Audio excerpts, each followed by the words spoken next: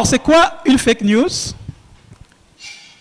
Il y a plusieurs définitions, mais notez certains mots-clés.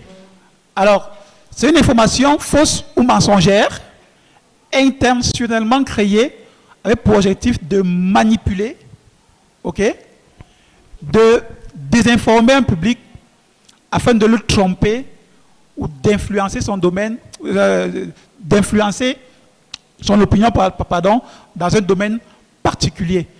Et pour le cas des élections, c'est influencer son opinion en faveur d'un candidat précis. On y va? On va aller avec les exemples concrets et directement. Allons-y. Slide. Slide.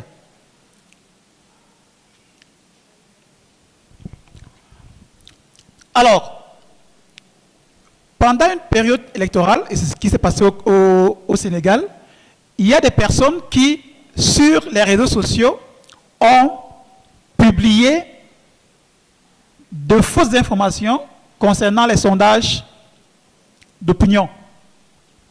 Bon, indiquant par exemple que Amadouba, le candidat du parti au pouvoir, vient en tête avec 59% des sondages. Là, c'est une information qui a été relayée sur les réseaux sociaux et partagée sur les réseaux sociaux.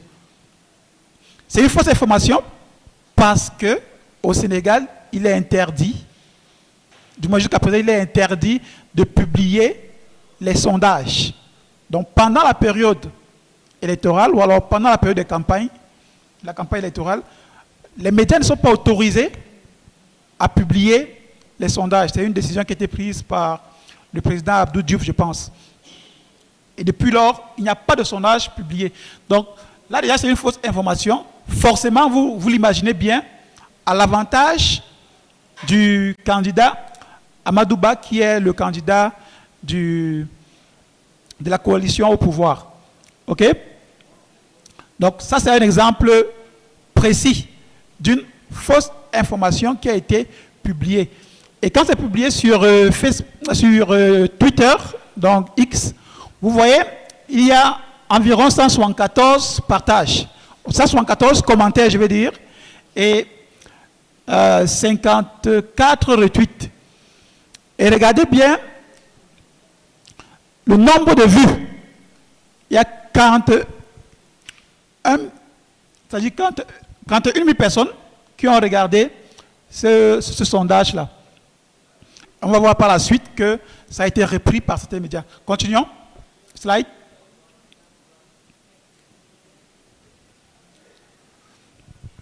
Alors pourquoi on a identifié que c'est un fake news? On va le voir par la suite. Il y a le vice-président d'Opinion Way qui a indiqué clairement sur son compte Twitter que c'est une fausse information.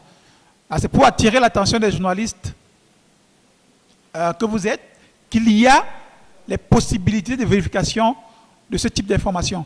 D'abord, sur le plan légal, est-ce que c'est autorisé de publier les sondages? Non. Ensuite, il indique que le sondage est réalisé par OpinionWay. Un bon journaliste doit d'abord se rendre sur les plateformes d'OpinionWay ou alors contacter les responsables d'OpinionWay pour savoir si effectivement le sondage est vrai. Et dans ce cas de figure, vous voyez directement la réaction du vice-président d'OpinionWay qui dément la véracité de ce sondage-là. Pour le cas du sondage, est-ce que ce sondage est crédible? Si oui, on va sur le site web de la personne qui a fait le sondage ou alors de l'organisateur qui a fait le sondage pour vérifier. D'accord? Là, on s'est rendu compte que OpinionWay a démenti le sondage. Est-ce que le média qui publie l'information est connu? Non. Est-ce que l'Internet qui a publié ça est connu? Non. Est-ce que c'est une source crédible? Non. Qui est l'auteur? Est-ce que l'auteur est une personne autorisée à publier cette information-là? Quand on publie un sondage, est-ce que c'est une institution publique, par exemple? Sinon, il faut prendre cette information avec les pincettes. Les titres sont pompeux. On voit clairement que le prétendu sondage donne vainqueur un candidat qui au finish ne l'étaient pas. Alors la date de publication, c'est important de regarder la date de publication parce que ça peut être des publications qui datent de plusieurs années, c'est important. Et ai-je bien regardé les détails de la publication? C'est très important de regarder les détails, c'est-à-dire le diable est dans le détail. Il faut toujours regarder les détails de la publication slide. On va voir les exemples précis avec le détail. Alors, le détail important ici, c'est quoi? Mais vous voyez très bien ce qui est encerclé. C'est que le logo du quotidien national sénégalais n'est pas le même. Alors, pour un lecteur fidèle, il va directement détecter que c'est une fake news, une fausse information, parce que le logo utilisé n'est pas le même. Donc, simplement avec le petit détail là, vous comprenez que l'information à côté est une fake news. Slide. Alors, qui publie l'information? Ce n'est pas très bien visible, mais vous vous rendez compte que le nom de la personne sur X se termine avec des chiffres. OK? Et dès lors que sur un réseau social, un utilisateur précis n'a pas l'intégralité de son nom, ou alors son nom, le nom de son compte finit par des chiffres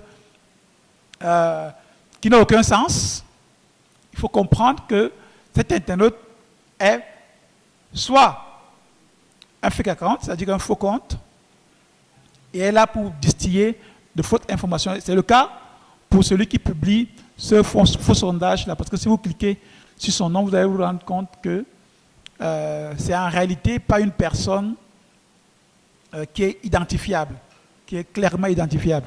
Le conseil que moi je donne à tous ceux-là qui utilisent, que ce soit ChatGPT, Gemini ou Copilot, c'est qu'il faut avoir la présence à l'esprit de rendre votre contenu humain.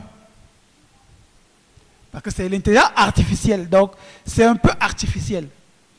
Alors le contenu que vous produisez doit être humain. Je prends un cas simple. Il m'est arrivé de vouloir faire une présentation sur, je vais dire par exemple sur ce thème, c'est-à-dire comment lutter contre les fake news en période électorale. Mais si vous allez sur ChatGPT, comment lutter contre les fake news en période électorale? Mais ChatGPT va vous sortir tout un exposé, c'est possible. Hein? ChatGPT vous sort un exposé de 30-40 minutes, parfait. Mais sauf que ce qui va manquer dans cet exposé-là, ce sont les exemples qu'on a vus là. OK?